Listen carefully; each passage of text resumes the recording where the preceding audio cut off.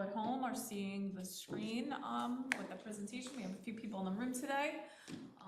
And then this will also be recorded and available on the Portnet live stream link that you just had if you ever want to go back and watch it again. And then we will also, hi, how are you? Thank you. There's a handout right over there, and then just to sign in.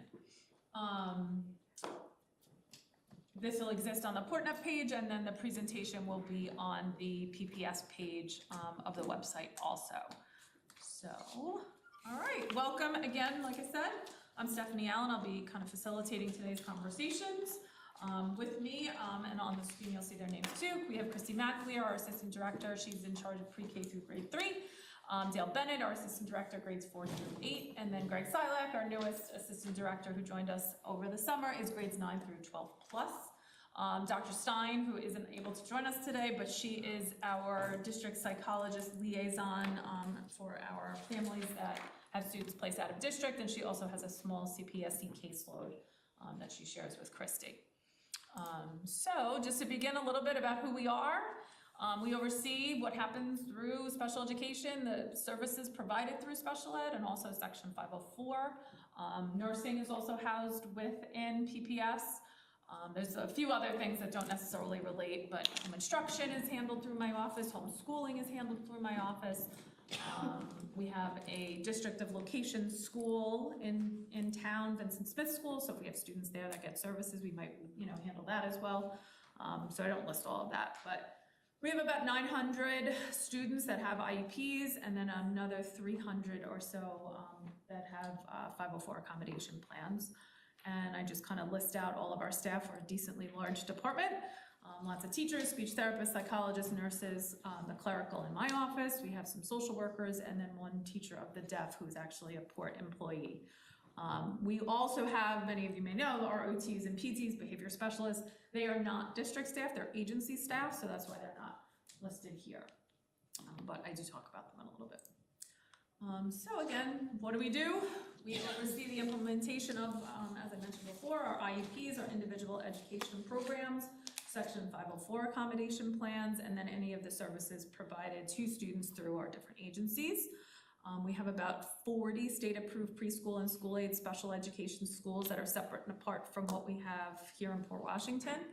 I just mentioned this before, but we have one district of location school, that's the Vincent Smith School. And then if a parent opts to send their student to a private school, let's say St. Mary's or Chaminade or something like that, we also handle the 504 accommodation plans for students at those private and parochial schools. I should say, stop me if there's questions as I go, but some of it's pretty straightforward, and then I'll open it up for questions at the end too. So our programs and services align with Part 200 of the regulations of the Commissioner of Education. That's really New York State interpretation of, some people know the acronym IDEA, that's the federal regulation. Part 200 is the New York State interpretation of IDEA, and that kind of drives what school districts in New York have to do to provide services.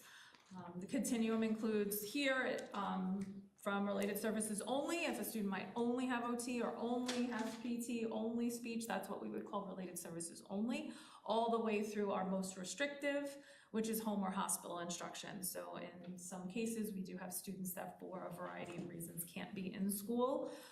So those would be our most restrictive. They'd be either at home or in a hospital. The initial referral to either the CPSE, which is Committee on Preschool Special Education, and then CSE, which is Committee on Special Education, includes a comprehensive eval. That evaluation is what determines whether or not a student has a disability. Again, all kind of directed, guided by Part 200 in those definitions, and then we can determine what the student's needs are after we've determined that they're eligible. So that's really that first step, is eligibility, and then what are their needs, what can we provide to them. There's a little typo there that I'll fix later, but the CPSE, it's important to know, is based on developmental level. So we look at where students should be developmentally and their milestones. Are they achieving them or not? Then when you switch to CSE, everything becomes based on academic performance. So how does a student's disability impact their ability to learn in school? And we also rely heavily on the RTI, and sometimes you'll hear the term MTSS, so response to intervention, or multi-tiered systems of support to make determinations for how students get services. So a little bit more on eligibility. So first, the student is referred. The parent has to provide written consent to us. And we must do, at minimum, the psychological, a social history, which is usually completed by the parents. We have to do some level of educational assessment. We have to have a physical, and then any other relevant evaluation. So if a student has concerns with language development, we might do the speech. If we have motor concerns, then we would do OT or PT. So that's really kind of those other ones, the psych, the social history, educational, and physical are musts. And then we look at the other things that we need to do. We have to have a meeting within 60 calendar days, and that's important because it's not school days, it's calendar days. So it's really 2 months. If we have a December break in there, those dates count. So as part of the calendar days, February breaks, all of those count. We have that meeting, we go over the evaluations, we get input from staff and from parents, and then we determine eligibility. Committee functions on consensus, which is the majority of the group feels that. Sometimes you'll hear the term can live with, which I don't necessarily like, but that's sometimes the standard that's used. We can all live with this determination when we talk about consensus. We don't vote. Years ago, it used to be votes, but it's not a vote anymore. So if the consensus is that the student qualifies based on the information, then we develop the IEP.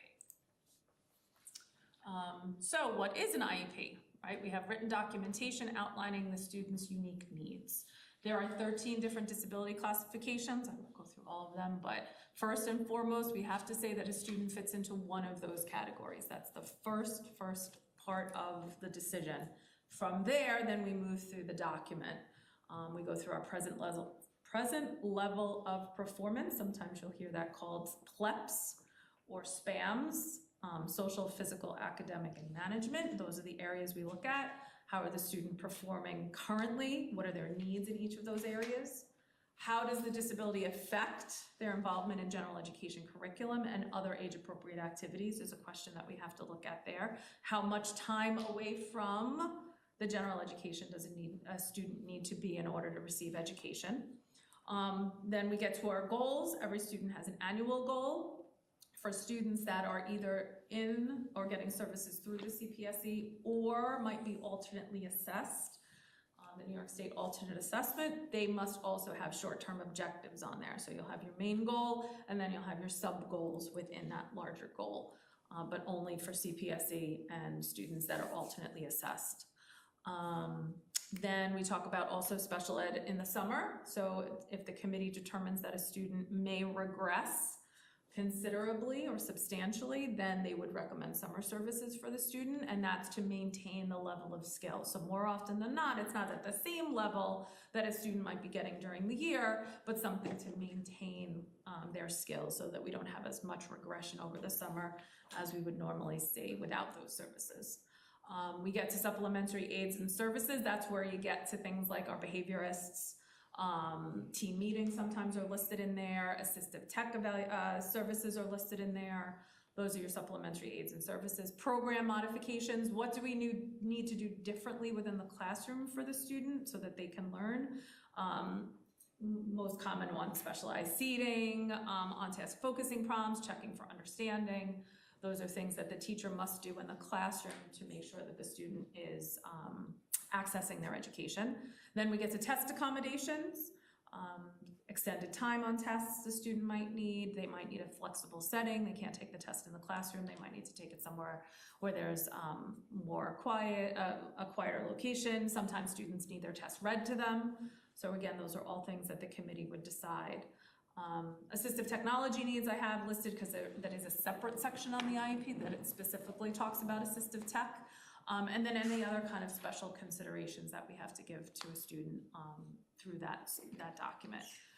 We'll also talk about, I know I mentioned the New York State alternate assessment, and this is where it kind of comes in here. You know, we decide whether or not students participate in the same assessments, both state and or district-wide.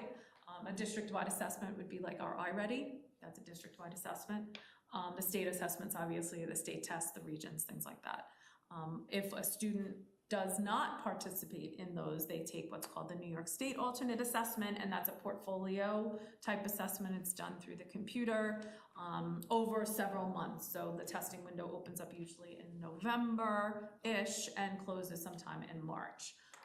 And the New York State alternate assessments are given at the same ages and grades as the regular state assessment, so 3rd, 4th, 5th, and you know, there's a science one in 5th grade, there's a science one in 8th grade, or component of it, I should say. And then for students in high school, they don't take it like every year like a Regents, they take it once during their high school, during the time in high school. Then we talk about participation in regular classes. Sometimes you'll hear the phrase least restrictive environment. So can students be mainstreamed? Do they need to be in a full self-contained program? Are they in an ICT program? Do they need a different phys ed class? That's all in that participation section. And then for our students at age 15, so the year in which a student turns 15, we have to start talking about transition and the services a student may need to transition out of high school to post-secondary. I'm not going to read this to you guys, obviously, but lots of related services. We offer a whole variety of them here in Port Washington specifically. And then our consultation services also, that's listed under that service and aid area. You might see the consultation, behavior consultation, OT, PT consults, assistive tech. Most recently, we've brought on an alternative augmentative communication consultant, AAC, for some of our students that might need devices and things like that. So we brought somebody on now to do that work with us, which is also exciting. So let's start with the continuum. Bottom of the continuum is our consultant teacher services. That's your lowest level of support that we can provide to a student. It's a special education teacher. They're assigned to work with the student in one of two ways. It's either indirect or direct. Indirect means they don't work directly with the student, indirectly. It might be more consultation to the teacher. So the classroom teacher might need assistance with modifying, accommodating tests, changing worksheets, doing different things like that for the student. That would be indirect because it's really teacher to teacher. Direct, the teacher pushes into the classroom for a specific part of the day, usually a specific subject, reading, math, it would specify that, and they work directly with the student during that time in the classroom. The minimum number of hours is 2 hours per week. That's what the regulations say. Sometimes we do a little bit more than that, but usually it's 2 hours a week, and it can be broken up over every day. Sometimes it's once a week. It all really depends upon what the student needs. We can also look at this in combination with resource room, and you'll have some students that get a little resource room and a little consultant teacher for a minimum of 3 hours a week. Where the resource room, and we'll talk about that in a minute, is more of a pull-out support, specific skill development. The goal of this service is to really ensure generalization of skills, right? We know the student has the skill. We want to make sure it's happening. We want to make sure it's happening within the classroom and that the student is set up for success there. And the teachers get the support they need on applying or implementing any kind of modifications or accommodations to help the student. Okay. So like I said, now we'll talk about resource room. That's that next level up. This is provided by a special ed teacher 3 hours a week. It is referred to as, and it's very important because a lot of times people will ask, well, what's the difference between AIS reading and resource room? It's really the provision of specialized supplementary instruction. Groups are no larger than 5, and it's for a portion of the day. Some classes, sometimes you'll see it 5 times a week for 40 minutes, 4 times for 45, depending upon how the teachers work out the schedule with the buildings. But again, it's specialized supplementary instruction. It's not the same as remediation. Remediation is working on I don't want to use the word tutoring, but that's the word that's coming to mind. It's a little bit more supportive in that sense. We have some skills, we just need a little bit of a boost to help them get to where they need to. Here we have specific skill deficits, and that specialized instruction targets those skill deficits. The goals would outline those deficits. Usually here in Port Washington and a lot of other places too, the groupings are usually grade specific. So again, our students have similar academic, social, and physical management levels. So you couldn't have a student that's really high and really low. They have to really be similar. We'll talk more about that when we get to some of the special classes. But because of schedules here, we find that it's usually most beneficial to stick with grade levels. So second graders are all in a group together. There could be times when it would change, right? If you have a first grader that's functioning similarly to a kindergarten student or a second grader, they could be in the same group. There's nothing that says we can't do that. Scheduling really makes it that it's grade specific. So here our special ed teacher does, like I said before, look at those specific goals. We make sure the modifications and accommodations are being implemented appropriately. Resource room a lot of times will involve pre-teaching and reteaching. We also provide differentiated instruction, and sometimes we'll see goals for study skills and organizational skills. Integrated co-teaching, ICT, that's, I usually call it ICT. We have, again, specifically designed instruction for a group of students within a general education class. So we have a group of students with IEPs and a group of non-disabled students in the same classroom. The way we provide it here is we have one special education teacher, one general education teacher. They deliver the curriculum all day to all students in the classroom. Really, we stick with that model of co-teach, co-plan, and co-assess. So it's not your students, my students, it's our students. We do this together. They do open houses together. They do meetings together. They really become like a partnership and don't do a lot of things not together.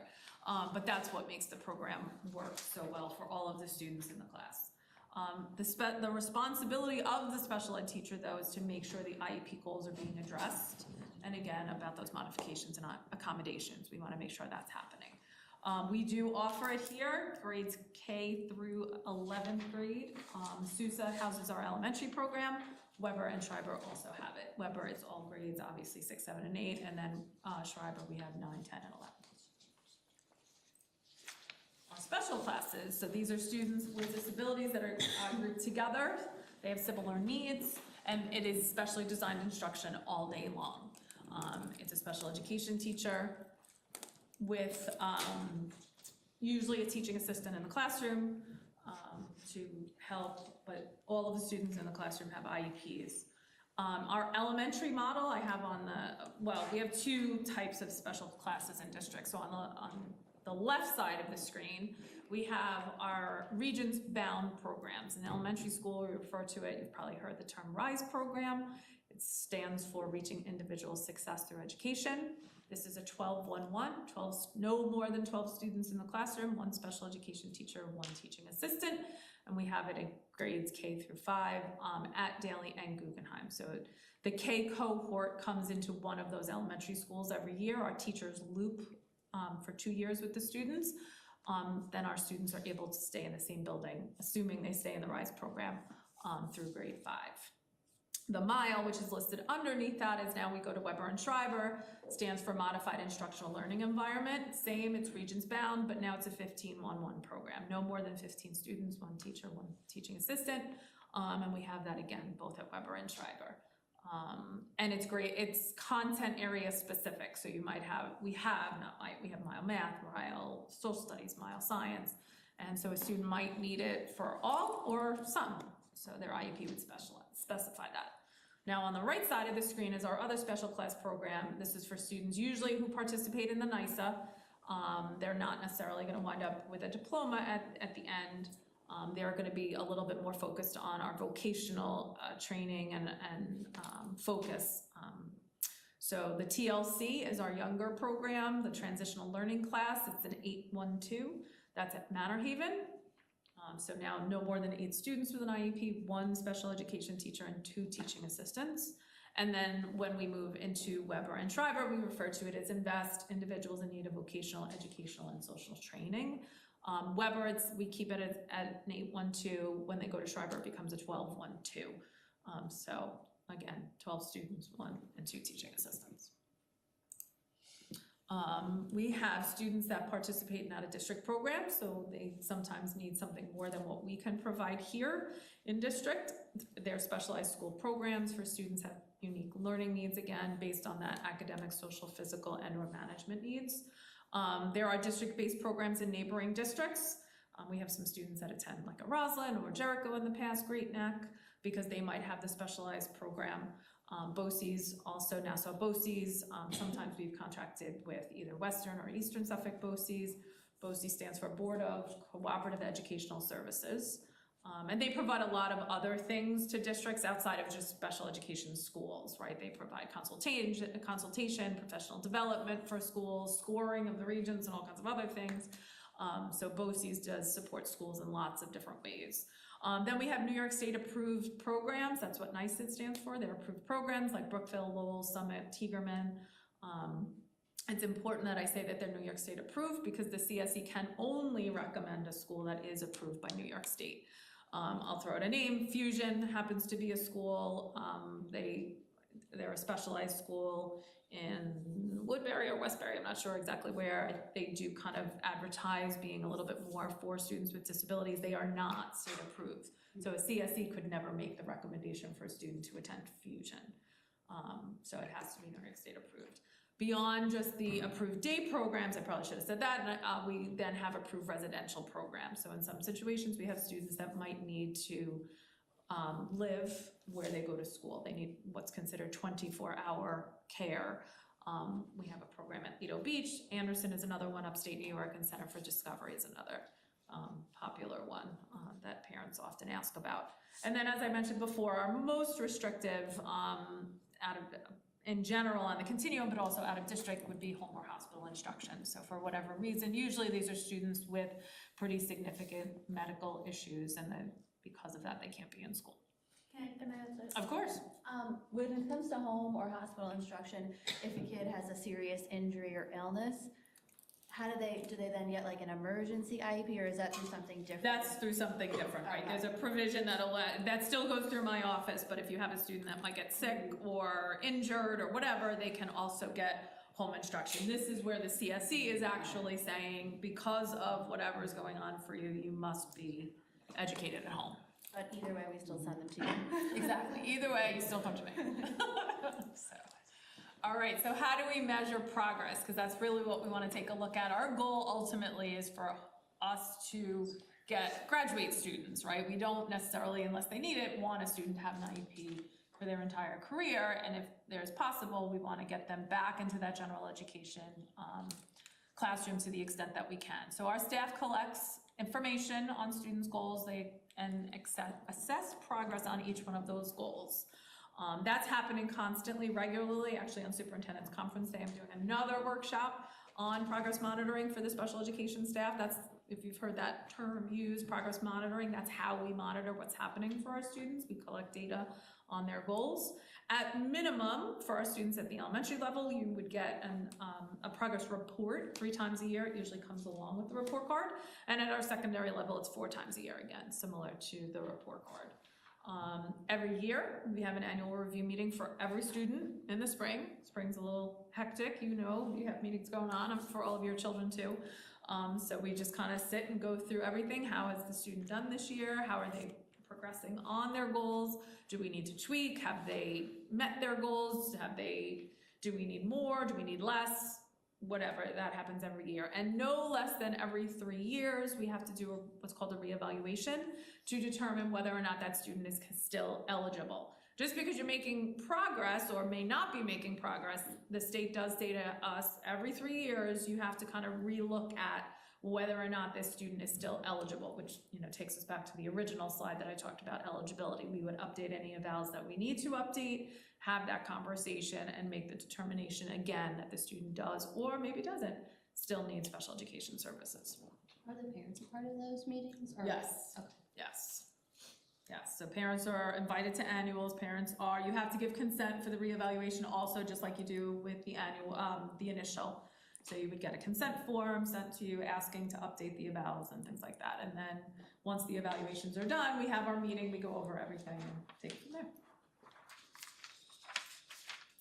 So for, like I said, those students that get to a point where they don't require the services anymore, we look at declassification. And there's really 3 different categories there of declassification that the committee can take a look at. First is declassification with no accommodations, right? Things are great, you've met your goals, you've demonstrated success, your skills have generalized, everything's going great. You don't even need any kind of additional modification or accommodation, so you are declassified. We have students that we may go through the declassification process, however, they got their test read to them, and that needs to continue, and that can happen by declassifying but keeping test accommodations on there. So for any of you, if there's ever a conversation about declassification for your children, that should be part of the conversation. What test accommodations does this child still need, if any? And the last one is declassification with support services. So for a window of a year, a school year, you can be declassified, but still kind of under the umbrella of special education. We may say, for example, that you might need a counseling service, right? You're declassified, but we just want to make sure that things are going okay. You transition to the next year okay. You're still going to touch base with the psychologist. We're still going to give you some counseling. There's no goals or progress reports or anything like that at that point, and it sunsets at the end of the year. So at the end of the year, there's no more meeting, there's no annual review, but for that year or whatever period of time, sometimes the CSE will say for, the first half of the year or the first couple of months, whatever that end date is, but it can't go beyond a year. It would automatically end at the end of the year. For some students, and they may need program modification. So up at the top there, I mentioned test accommodations. That's an automatic. If you have those, we can keep those. But a student may require directions read on classroom assignments. They may require that if they have a reading issue. Like everything else is okay, but they still need that.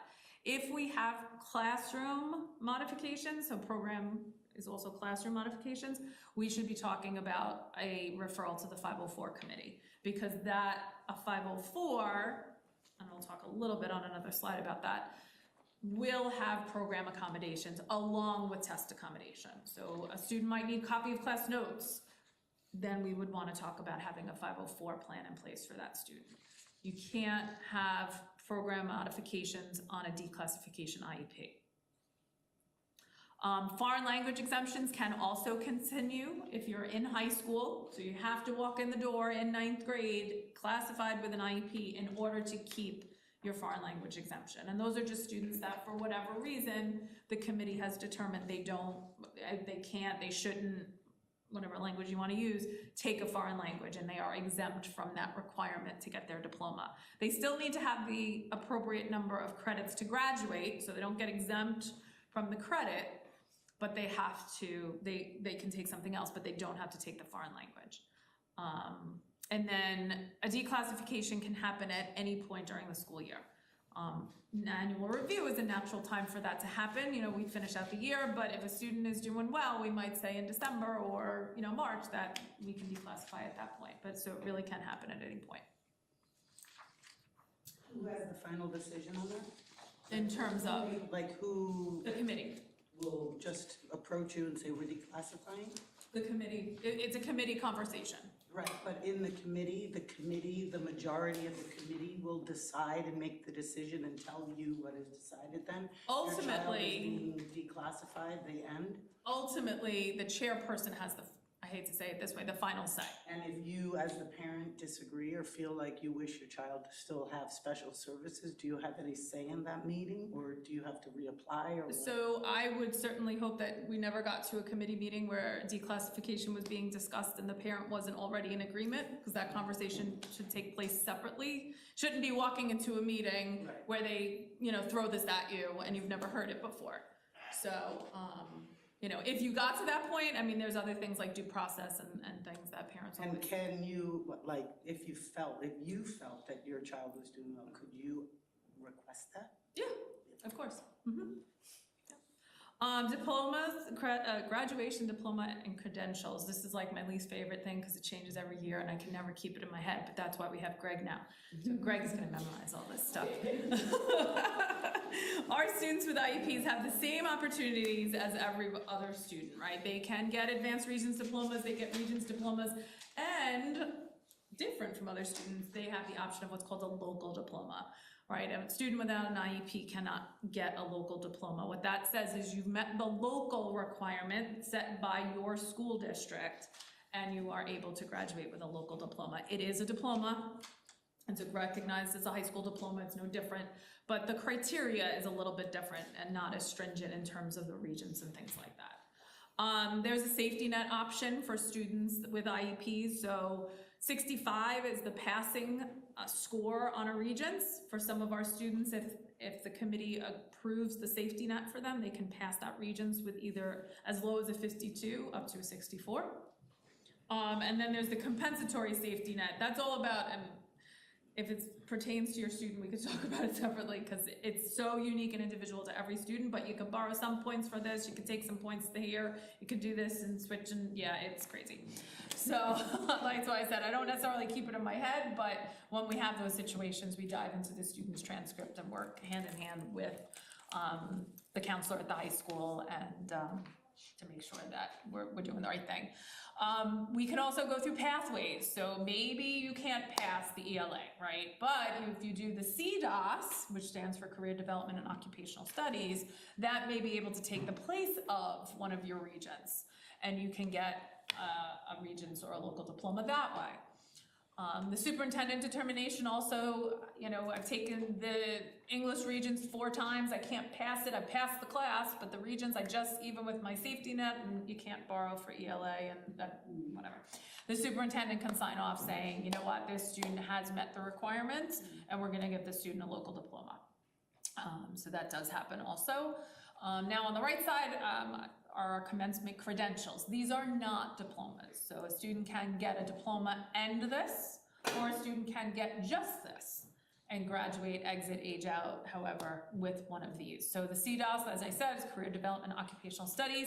This really prepares our student for entry-level employment once they leave us. They have to do 54 work-based learning hours. They have to do an employability profile. There's lots of paperwork that kind of goes with that. We have an agency for the most part that we use, PPS, for our students that work on the CDOS, and they manage that part of it and make sure that the students are getting what they need to get. Some of our students that attend BOCES in the tech program, like culinary, cosmetology, animal science, things like that, can also get some of those hours for the CDOS through BOCES.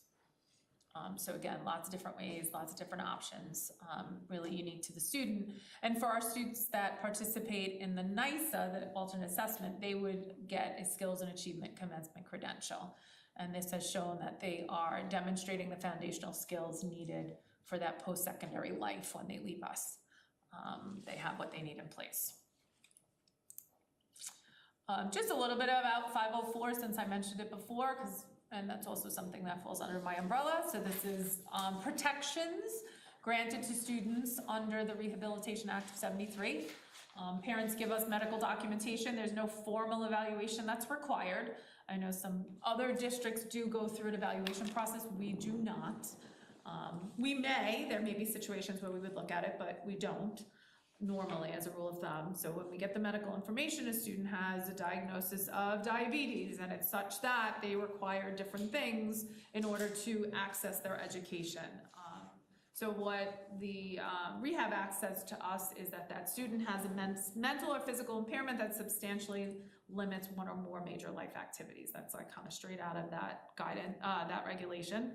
And modifications here are used to ensure equal access, right? So we just have to make sure that we're setting up a situation where the student has the same opportunities to access their education. I don't want to use the same word, but I'm using it again. Access their education the same as anybody else without their disability. My favorite example is a student with diabetes, not so much anymore, but it used to be they had to go to the nurse, they needed to get their blood tested, they might be out, they had to go for snacks and walks and different drinks throughout the day, they had bathroom access. So they might not be in the classroom all the time, so they would get a copy of class notes, right? If they're not in the classroom to hear what's going on, in order to make sure we're giving them equal access to their education, they would get a copy of class notes because of their diagnosis of diabetes. And that plan is a little bit different than an IEP. It's not as involved, but it does go through the modifications and accommodations that the student would need to get that equal access. What I say the major distinction between a 504 and an IEP, IEPs has a direct service working with the student and goals, right? So once you get to a point where you need speech, that's an IEP. We want a speech therapist involved, we want goals on the IEP. When we're talking about a 504, we might consider some speech. It's not outside the realm of, but it's very, very minimum. It might be a speech consult once or twice, or a counseling check-in or something like that. Usually there's no services, and the reason I like to go the other way is when you get to a person being involved, you want goals. You want progress. You want us to keep a closer eye on it. You don't want just somebody checking in because the 504 doesn't require that other stuff. Who decides on the modifications and accommodations if it's like an ADHD scenario? Do you guys just go by the, whoever evaluated the kids' recommendations? So yes, we'll take a look at that. We'll consider that information. We'll go through. I know a lot of the outside providers have their kind of list that they give us. So we'll usually go through those. When I'm involved, or not when I'm involved, but the way I do it is I listen to the conversation and I'll say, okay, I heard the teacher saying that you're doing this, you're doing this, you're doing this. And that kind of would drive a little bit of that. But we would also look at what the outside provider tells us to. Okay. So, continuing on where we were and where we're going, I still want to work on improving, developing, whatever word you want to use, our extended school year program. We only started that, the class program the year after COVID. So it's been not that long. So that was 2022, I think was the first summer that we did it. I'm looking at Christy because she helped me run it. It was 2022. So it's still a relatively young program. And every year we kind of look and we get together and try to see how we can improve it. Our transition program has definitely been something that's a missing link. We do a nice job. We have an agency, but we can do a little bit better. I will say our town is an amazing place. We have so many local community members that are involved that want to help our students. We have lots of opportunities here, and it's just getting access to some of those people to try to set up the programs for our kids, but we're definitely working on that. And then we're really continuing to do our professional development, not only on reading, but ICT. We've been changing our ICT model over the last couple of years, writing IEPs, and also about continuing work on 504. So some of you, this is probably a repetition, but we did do an audit back in the fall of 2023. There were 3 main findings. Structural was the first thing, looking at RTI, MTSS, professional development, making sure there's a level of consistency in that approach across the 7 buildings and importantly the 5 elementary schools. Organizational, the fidelity and practice across those 7 buildings. So as our CSE process look the same as at Daly as it looks at Salem. There should be consistency in that. And the last piece was the family and community. Look to strengthen our relationships, provide more information, looking at the supports and services that we can provide, not only through a building level, but then our CPSE, CAC, and 504 piece. So we're continuing to do that work. And that's it. All right, I'll open it up a little bit to questions. I'm gonna keep the stream going, because like I said, this is being recorded and stuff. Okay, sure, go ahead. I have like a million questions, but I'll just ask you a few. Sure. And I apologize that my wife wasn't able to join today. So I understand there's the RICE program, which is kind of Guggenheim and Daly. So does that mean they alternate every year, or? The students? Yeah. No. So wherever the student comes into kindergarten is where they will stay. So the kindergarten cohort changes buildings, if that makes sense. Like, so this year our kindergarten cohort is at Guggenheim. Next year, the incoming case will go to Daly. Yeah, and that's. But our student at Guggenheim, that's kindergarten this year, will be first grade at Guggenheim next year. Right, so they stay there. They stay. Just correct. where you enter them is alternate. Correct. So next year is Daly. Correct. Okay, and then I saw for the rice, it was 12-1-1. Mhm. And then I think I saw something else, and I'm talking about for first grade or kindergarten. Yep. So what if somebody's diagnosed by CPSE as 10-1-2? You know, where does she fit in? So that would all be through the CPSE process, right? They have different program options through CPSE. What we would look at as they're getting ready to transition to CSE is what functional grouping do we have in Right, so our you have 12? 12-1-1, and what other option was there for? The 8-1-2, The 8-1-2 at Guggenheim. correct, at Manor Haven. Manor Haven, excuse me. That's So good. you guys would work with CPSE to either choose one of those two? Correct, or even ICT, depending, our integrated co-teaching program. And then it was, or how do you get recommended or end up in Great Neck or Roslyn? If, for whatever reason, one of our program options can't meet that child's needs based on their level of need, then we would potentially look at out-of-district programming. Okay, then I guess the most important question is the timing of all this, right? Like, when does, I just get it, I'm anxious about it today. Like, Right, we were talking about that before we came in, right, the Where's whole fear pre-K? behind all this, right? And, you know, next school year is around the corner, and when does that start? So that starts about now, right? Christy, along with Dr. Stein, are observing students, having conversations with the program, they're starting to look at our lists of students, because they have the whole view, right, of all of the students through CPSE that will be coming in the following year. How would you guys know, you know, that my daughter's under, like, how do I make sure that you guys are looking into her? If she's getting CPSE services through us, then we are looking at her. I gotta check if it's through you guys. She's at Barbara C. Wilson right now. Okay. We could talk offline, like you said, if there's other questions and stuff like So that. you would start the process now, is the Yeah. main point. Yeah, Dr. Stein's usually making appointments to go and observe students, then she'll sit with Christy, they go through the list of students, but do you live in Port Washington? Yeah, we moved here a couple of years ago. Okay, so then she's our CPSE. She wouldn't be somebody else's, she would be us, so she's on our list. What's that? That's why I'm here. Yeah, Sure. there you go. So that's why we have her on our list, we know who's coming in next year. I'm guessing she's coming into K in September. Yeah, we Yeah. are, so. Okay, so she's on our list, we can, like I said, afterwards, when I start the stream off and stuff, we can give Christy a name and then we'll make sure, but it's starting now. Great, Yep, thank you. no problem. Okay, other questions?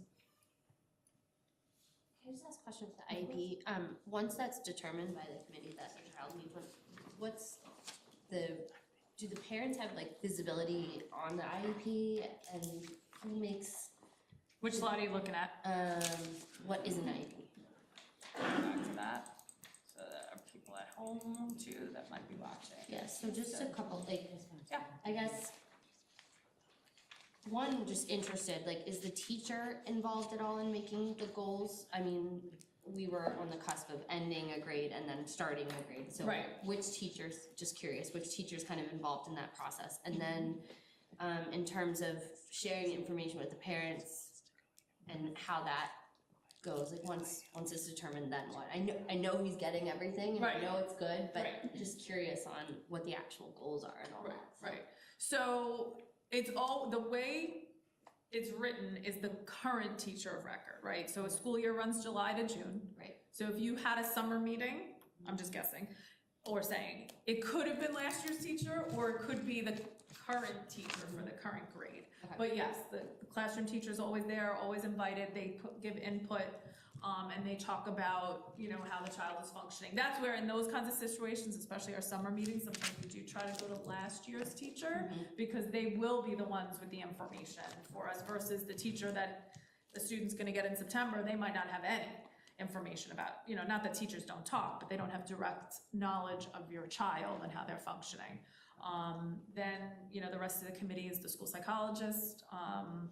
One of the resource room teachers might be there because they were the ones that probably did the testing, so they would give their input. If we did speech, a speech therapist would be there, an OT, they might be there to go over the OT evaluation, and it's that, usually we come in with a draft document, so the goals are written already, but the committee should be reviewing those goals, you know, to say, okay, we have a goal for this, we have a goal for this, we have a goal for this, all as based on the concerns that we heard.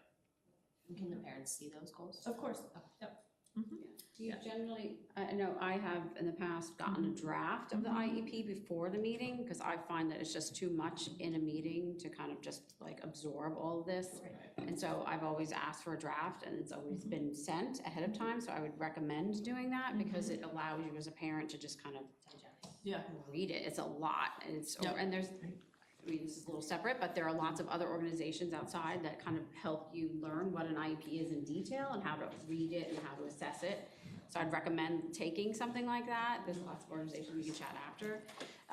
But yeah, I would get a draft so that you can review it, and then if there's feedback, you can even send it ahead of time. And just quickly though, about the OTPT Yes. speech, I know we've been pulling back on having those people in the meetings. Is that still happening? Mhm. So we're trying to limit the number of people that attend the meetings? Yep. So then people should also be encouraged to make sure they're chatting with the therapist ahead of time. Yep. So that they're comfortable with where the therapists think everything is at, because they won't be at the actual meetings Right, anymore. Is that correct? Sometimes they're there, sometimes they're not. The issue that we're running into, and it's definitely a me problem, not so much parents, and obviously we make, exceptions to this, is then they're missing students, right? So if your child's meeting happens at the time of somebody else's child's service, that student is missing their service. And it just becomes, especially at annual review time, when there's lots and lots and lots of meetings going on. So sometimes they need to be there, sometimes they don't, but those are things that we can always work out Yeah, separately. I've always found all the therapists to be more than accommodating though, to just, if you just send them a quick email, have a quick chat and email throughout the year, to be honest, not just one time a year, just kind of check in where things are at, how are things going. A lot of times they'll even try and chat with you on the phone, so just kind of, have them get to know you throughout the year, so that at the end of the year, it's not this big surprise. It's like when you work at a job, right? Your annual review shouldn't really be a surprise, right? You should be talking to your boss throughout the whole year, have check-ins, how did that go? It's the same thing. Right. You want to kind of have that relationship with all the people involved with your kids throughout the year, and then the annual review is kind of, shouldn't, it's not simple, but it should be no surprises, Right. hopefully. Right. Any other questions? Okay. Thank you. Yes, thank you. For anybody listening online, of course, if you have questions, you can reach out to me separately and I'll do my best to answer. Thank you, everybody.